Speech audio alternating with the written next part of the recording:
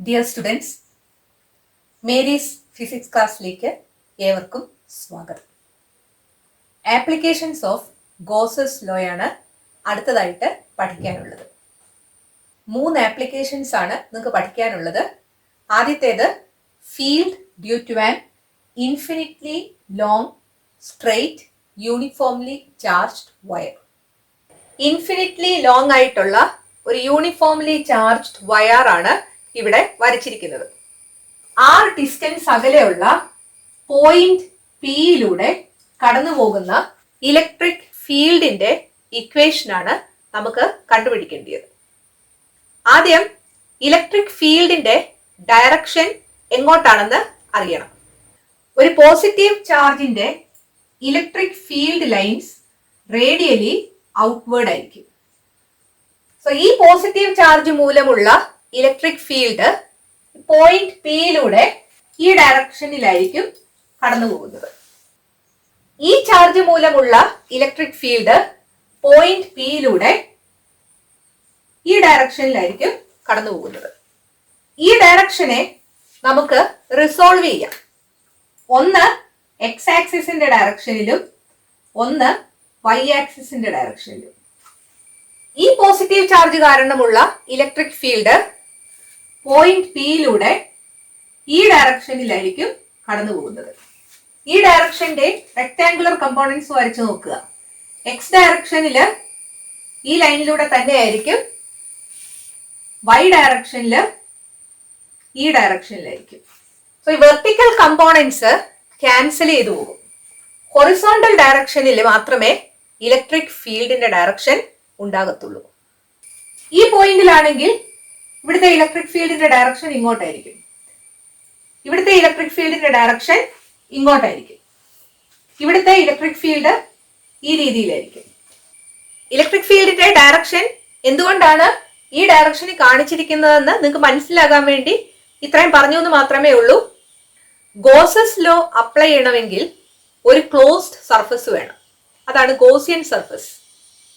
Point പിയിലെ electric field കണ്ടുപിടിക്കാൻ ഒരു സിലിണ്ട്രിക്കൽ ഗോസിയൻ സർഫസ് ആണ് ഉപയോഗിക്കുന്നത്. പോയിന്റ് പി ഈ യൂണിഫോംലി ചാർജ്ഡ് വയറിൽ നിന്ന് R ഡിസ്റ്റൻസ് അകലത്തിലാണ്. നമ്മൾ എടുക്കുന്ന cylindrical Gaussian surface R radius ഉള്ളതായിരിക്കണം. To find the electric field at point P at distance R, consider a cylindrical Gaussian surface of radius R.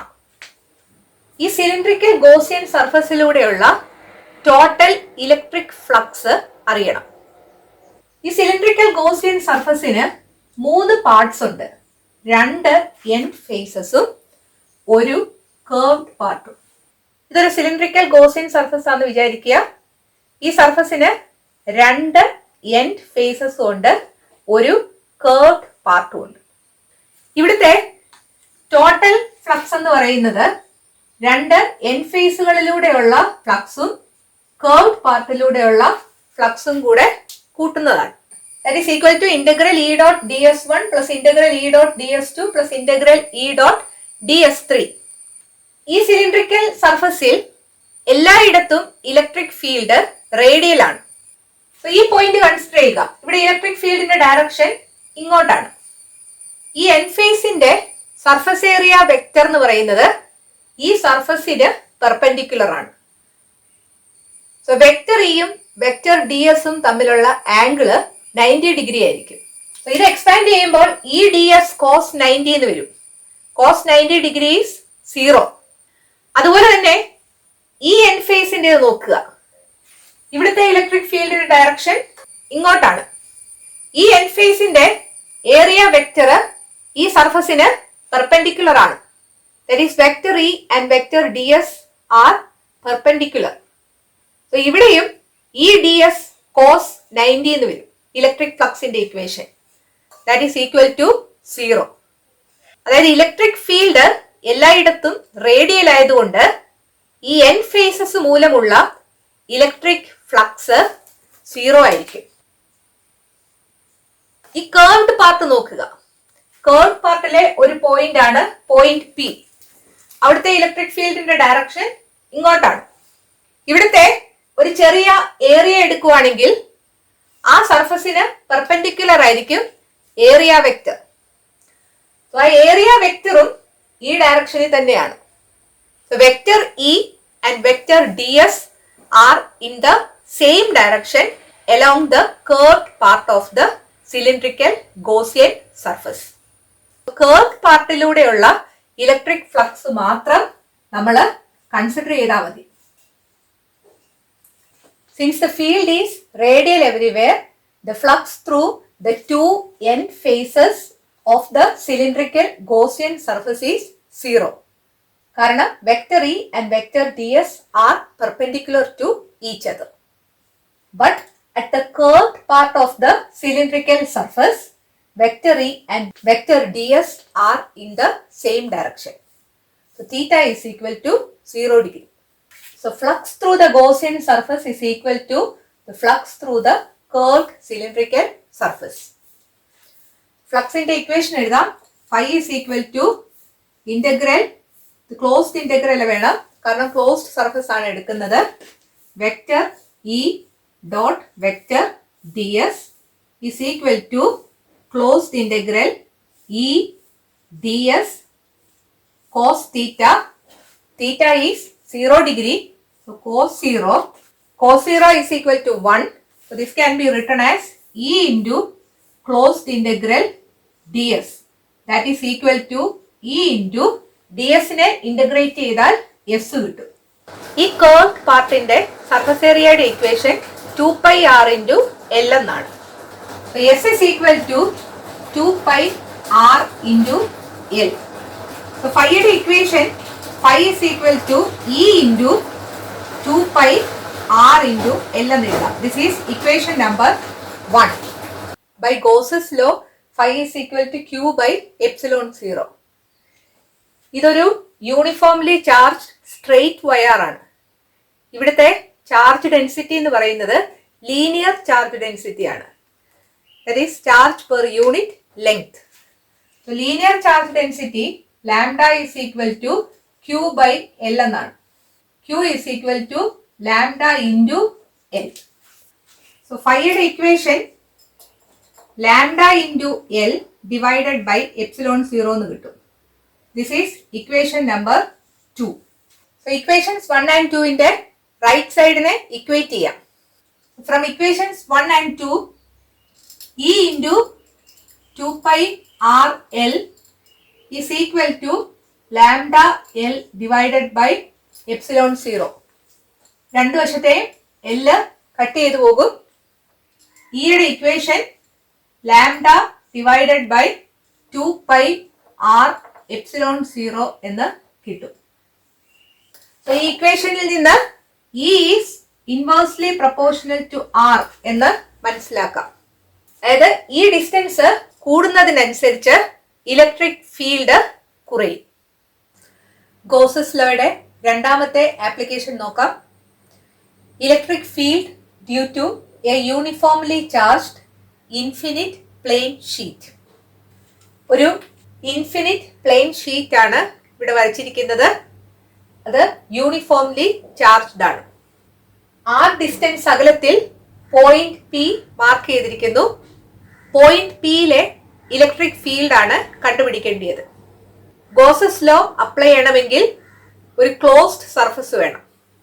അതിനുവേണ്ടി ഇവിടെ ഒരു സിലിണ്ട്രിക്കൽ ഗോസിയൻ സർഫസ് ആണ് എടുക്കുന്നത്. ആ സിലിണ്ട്രിക്കൽ ഗോസിയൻ സർഫസിന്റെ സെന്ററിൽ നിന്ന് പി വരെയുള്ള അകലം r ആയിരിക്കും.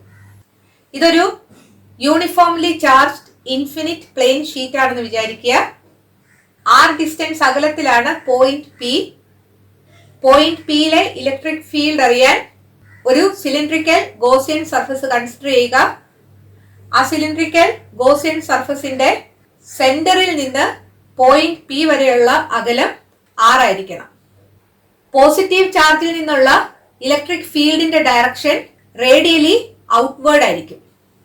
സോ ഇലക്ട്രിക് ഫീൽഡിന്റെ ഡയറക്ഷൻ ഇങ്ങോട്ടും വരും, അതിന്റെ ഓപ്പോസിറ്റ് ഡയറക്ഷനിലും വരും. ഈ ഫിഗറിൽ ഇൻഫിനിറ്റ് പ്ലെയിൻ ഷീറ്റ് ഈ രീതിയിലാണ് വെച്ചിരിക്കുന്നത്. ഈ പോസിറ്റീവ് ചാർജ് മൂലമുള്ള ഇലക്ട്രിക് ഫീൽഡ് ഈ ഡയറക്ഷനിലും ഉണ്ട്, ഇപ്പുറത്തെ ഡയറക്ഷനിലും ഉണ്ട്.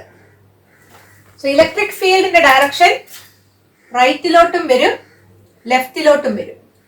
ഇവിടുത്തെ ടോട്ടൽ ഇലക്ട്രിക് ഫ്ലക്സ് എന്ന് പറയുന്നത് ഈ രണ്ട് എൻ ഫേസിലൂടെയുള്ള ഇലക്ട്രിക് ഫ്ലക്സും ഈ കർവ്ഡ് പാർട്ടിലൂടെയുള്ള ഇലക്ട്രിക് ഫ്ലക്സും കൂടെ കൂട്ടുന്നതാണ്. So total electric flux phi is equal to φ1 plus φ2 plus φ3. ഈ എൻ ഫേസ് ആണ് φ1, ഇത് 2, കർവ്ഡ് പാർട്ടാണ് 3 എന്ന് വിചാരിക്കുക.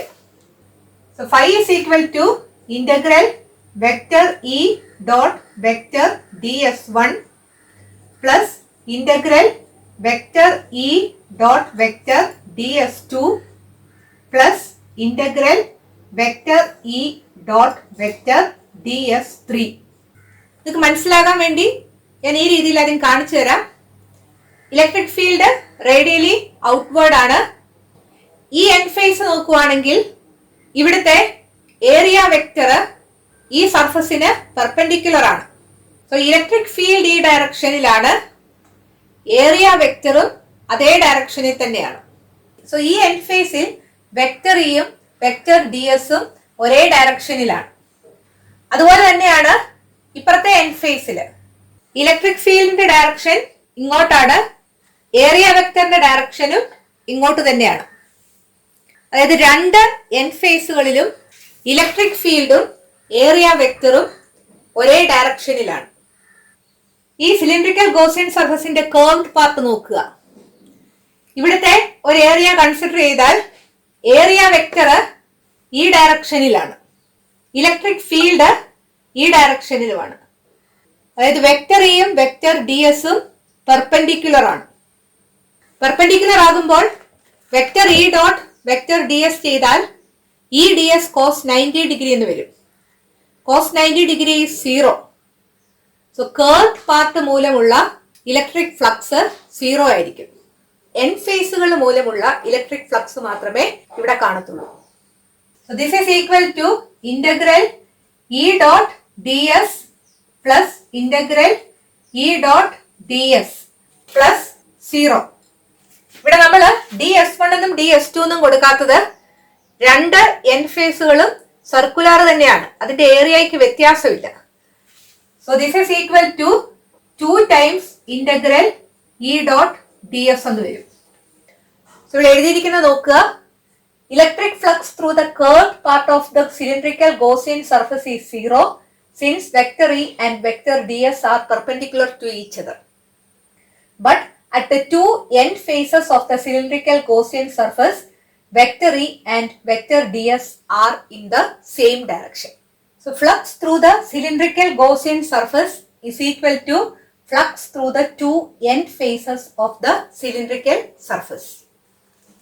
Equation എഴുതാം. Phi is equal to 2 times closed integral vector E dot vector ds. This is equal to 2 into closed integral E ds cos 0. This is equal to 2 E closed integral ds.